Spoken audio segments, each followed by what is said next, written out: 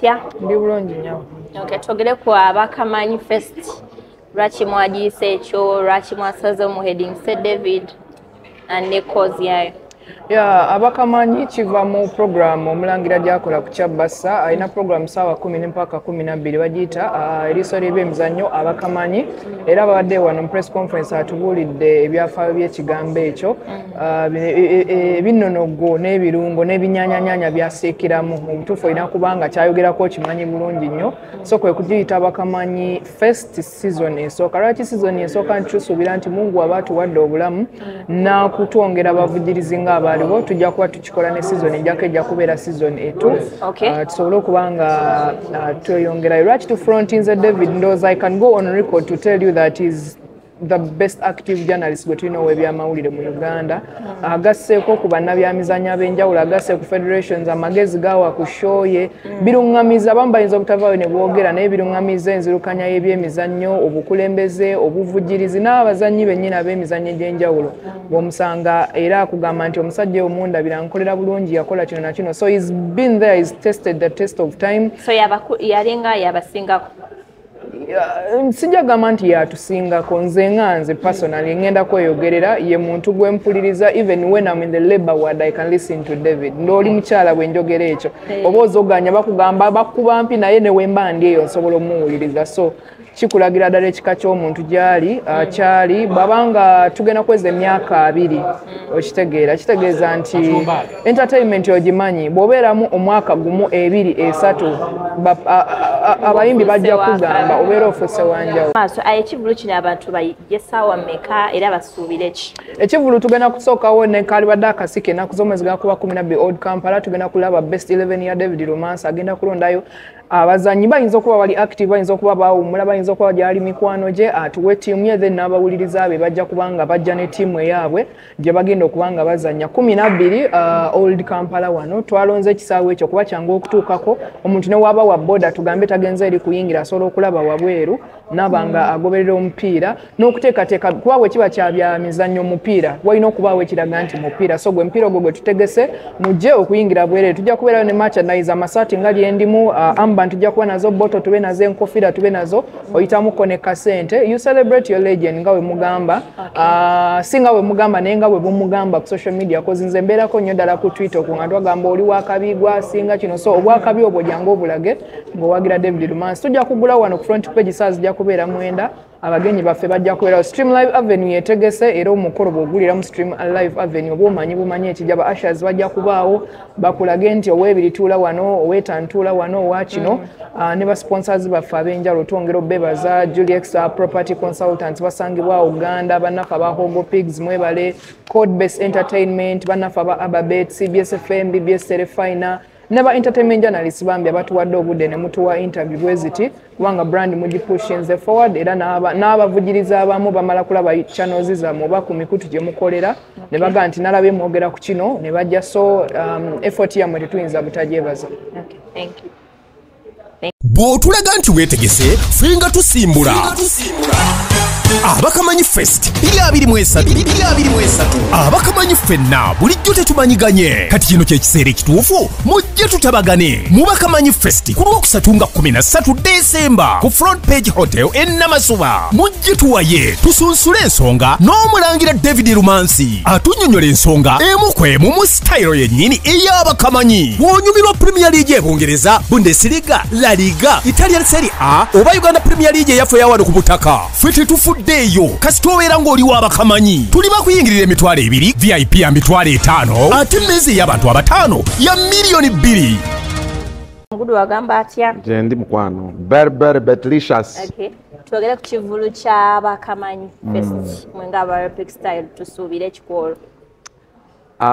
Ekisooka nga Arapex, it is a great venture. Ekyatuleeta bwembeera ne mukama wange bye tuba tunyumyako is how we empower media at large n'abayimbi fraternity. So omusajja ono, he has been proved over time. He's one of the most qualified analysts in Uganda. Media abasajja abakola ababadde media ne bagiweesa ekitiibwa. so nga Arapex of course twabadde tulina okubeera part of it era nga tusuubira ku lunaku olwo tugenda tambula naye tulina enteekateeka gye tujja okolera abantu baffe abanajja ku lunaku olwo so mwe mujje mulinde surprise part of the merchandise egenda okuba nga etundibwa ebirabo bigenda okuweebwa bigenda beera bya Arapex so mujje come and we associate with a legend like Lumansi. Okay. Abantu basubira kivana baga bidayo ku byobwerere nga kuva mu Arapex oba. Yeah, tugenda gabayo t-shirts, tujja gabayo cement, tulina kino nkikubewo. Tulina ekyapa ky'ettaka ekigenda okubeera up for grab. Tulina n'abakulu bali. We are going to give out. Kuba wagenda beera competitions. So tulina ekyapa ky'ettaka kye tugenda okugaba n'aba Juliet era nga Arapex ne Juliet kyo twakitaddewo. So bajje mu bungi tusobole okuba nti tunyumirwa. Busembayo obubaka gye bali. Tuwagire bannamawulire tutandika okuwagira. Let's empower bannamawulire bano nga Lumansi bw'ayogedde mu submission ye nti nga bw'olaba omuyimbi bwakuyimbira TV tebeerako kayimba kokka okuva ku makya paka kiro. Nedda eriyo ba content creators like us bannamawulire journalists era bwe tubakunga mujje mulabe Lumansi bwa analyzinga emboozi physically jangu obe n'ekibuuzo kyewali akiddemu abalina ebibuuzo ku Messi Ronaldo abalina ebibuuzo ku Arsenal Man U mujje nga tuli live abawe analysis in-depth analysis so mujje tuwagire mukulu waffe bebamu ku bebatu sikiriza okwegatta ku mulimu guno so tujje mu bungi nga 13 tuwagire Lumansi. Thank you. Abakamanyi Fest 2023 nga 13 Desemba tugenda kubeera ku Front Page Hotel Namasuba n'Omulangila David Lumansi. Tuli bakuyingirira emitwalo 2 VIP ya mitwalo 5 ate mmeezi y'abantu abatano ya $2,000,000 nga bikutuusibwako CBS FM, Ambience Waragi, BBS Telefina, Arapex, Tire Adhesive, Baswaibu Quality Furniture, Dembe Distributors enajja Nankumbi, Hogo, Pig Concentrate, QC Nansana ne Juliex Property Consultants n'ebitegekebwa Stream Live Avenue. Stream Live Avenue. 120% production. What's your Mami Lumansi? Okay. Twogere kwa Abakamanyi Fest season 1. Ekigendera kyayo ne kibigenda obeerawo. Twagala kujja sports shows mu studio. Tuzitwaleko mu bantu.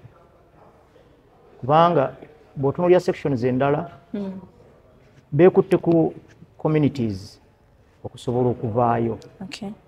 Munnabyabufuzi yandizze ku telefayina oba ku radio n'ayogerera okwo abantu ne bawuliriza. Naye era ogenda okumulya nti akubye rale kitegeeza ayagala community. Omuyimbi asobola obbaguza CD ne mwewuliririza mu nju ne ku mikolo naki. Naye ate olugira ng'ateekayo ekivvulu era nga mugenda. Ne kakati ffe abali mu mawulire ag'ebyemizannyo ekyo tetukirina kakati ffe tunaavaayo tutya. Ate nga emirimu gyaffe gitambulira kukuweereza abantu. Bw'obanga oweereza abantu kitegeeza olina okuwuliriza kye basinga okwettanira kye basinga okwetaaga kyolina obbawa. Kati abantu bano tutera kubafuna nga tutaddemu amasimu ku radio oba ku TV oba ne baweereza SMS. Naye oli tekimukakatako okubeera na airtime buli kiseera lw'okola. Oluusi ayinza okuba tayinako naye ng'alina ensonga y'emuluma. Kakati twagala abantu abo tubasisinkane wano. Ensonga zaabwe ze baagala okugamba bazigambe nga weetuli. Kye boogera kye tuddamu bwe kiba nga kisusse obusobozi bwange nga kyabakama bange nga nkiwandiika ku bbali nga nkitwalayo kubanga tuweereza abantu tulina okufuna feedback. Awa bw'oyogedde n'oyogera ku mukulu Katolu Bwama bwe wajja ng'olina by'ozonna kumulaba ku CBS byali biti? Katolu Bwama yali muwagizi wa KCCA FC ate nga nze ndi musambi. Ebiseera ebyo training za clubs nga ziba nzigula eri abawagizi. Kale yajjanga n'alaba training ate nga nze ndi wali mu kisaawe. Kati bwe wayitawo ebbanga nga mmaze okusoma ne mugwako ku street nga nnoonya mirimu. Akati bwe kumbuuza Mulangira tokyasamba mupiira kikiko nze mbadde nsoma. Osomye ebiki ne mugamba ndi accountant. Agamba twagalayo accountant ku Bati Valley. Kunze kale. Nkusanga wanga ngambo ojja kusanga ku CBS wenkolera kunze kale. Era ekyantwala ku CBS kusisinkana Katolu Bwama. Anfunira omulimu ogwa accounting ate ku Bati Valley. Naye awo oluvannyuma lw'ebbanga nga musisinkana omulimu tegunnafuna opening entuufu we yafunira ekirowoozo naye n'agamba ati ngeri gy'osamba omupiira oyinza okuyambako wano mu sports department. Era awo mukama wange Ahmed Bogere Masende yaliyo n'abimuyitiramu Masembe kwe kuntwala mu ofiisi ye n'ampitiramu amawulire engeri gye gakolamu nakinaki bwe natandikira okukola ku radio. So kati oba malina taffaali ddene nnyo ye toffaali lyokka kubanga teyali nga tulinawo bye nasoma nga tulina ngeri gy'obigattana kukola ku radio okuggyako ng'okugendayo singa nagendayo nga accountant wa CBS awo kale naye okugenda mu media katolubwako kiteeza omumisinga nnyo era testimony eyo nagiwa lwe yafa ku muzindaalo gwa radio kuba siyinza kukyerabira sandibadde media ate raba bwantwala mu kintu kyenina mu talent manye emirimu gino tusobola okwalifyinga n'osoma empapula nnyingi naki naye talent eyina wefiritalinga through olina wogyetaagira lwakuba nti nno bino okusoma organization engeri gye weeyisaamu engeri gy'okwatamu omulimu engeri gy'oguwaamu ekitiibwa birina engeri gye bitwala like nga 70%. Naye olina okubaayo ne ka 30% ako talent ng'ekintu ky'okola okyagala oli passionate about it naye ate ng'okiyinamu n'ekitone. Nga tumaliriza abadigize basuubire ki bayimbi era bagenda baayo bagenda kudigida bagenda kudigida ate omutegesi lwakuba teyejjaayo nnyo mbazira tone omanyi kyekitegeeza binyanyanyanya mu nfu w'omulaba omanya ne Suna Beni waali ekiddako oba okimanyi ojjuzaamu bujjuza eringa blank space ojjuzaamu bujjuza kyoyagala so kati ebyo byonna bigenda kubeerawo entertainment full blast. Amina. Okay. Yeah, but it's official.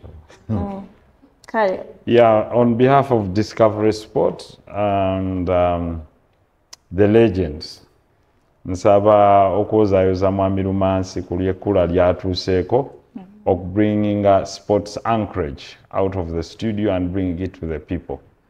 Tumwozayoza ate ne twongera okumukakasa nti fe obuwagizi bwaffe weebuli. Ekisooka mumanyi, ekyokubiri n'ogusamba agumanyi, ekyokusatu n'ogutegeera agutegeera. Bano be batwagaza omupiira naddala nga guli mu studio za radio. Ne badda mu bigere by'abali abaasookawo ba Mike Alerenge wamu n'abalala. So tumwozayoza era ffe tumutegeeza nti ffe nga Discovery Sport tujja kwongera okuwagira programs ze eziri mu sports commentary ne sports promotion. Congratulations. You're welcome.